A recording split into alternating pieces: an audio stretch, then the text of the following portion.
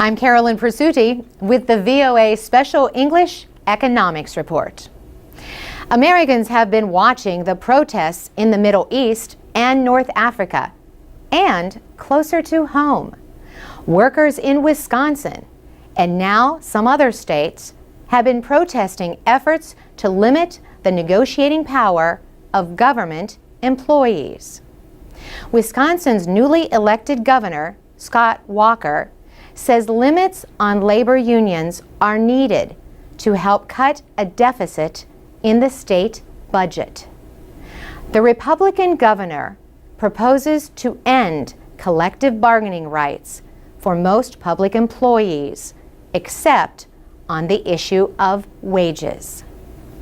The bill has led to big, noisy demonstrations that began in February in Madison, the state capital. The bill would not affect police or firefighters. They are barred from striking. But firefighter Malin Mitchell came to protest anyway. Democrats in the state Senate fled to the neighboring Midwestern state of Illinois. They want to prevent the Republican majority in the Wisconsin legislature from passing the bill, which they consider anti-union.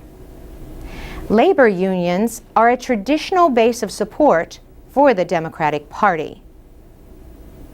Governor Walker says the state could have to start dismissing workers unless the Democrats return to debate what he calls a budget repair bill. Dennis Dresang is Professor Emeritus of Political Science at the University of Wisconsin.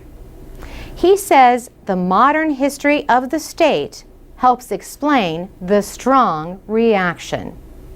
He said Wisconsin was the first state in the nation to establish the right of public employees to bargain collectively.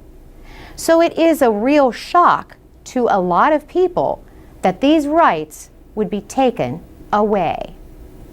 Collective bargaining rights differ from state to state.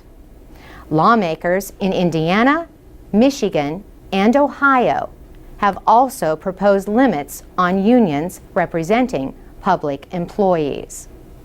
Critics say politicians are using state budget problems as an excuse for union busting in an effort to take away rights to organize.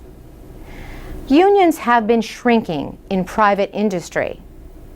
The Labor Department says only 7% of workers in the private sector now belong to one. But more than 1/3 of government workers hold union cards. Local governments are the most unionized.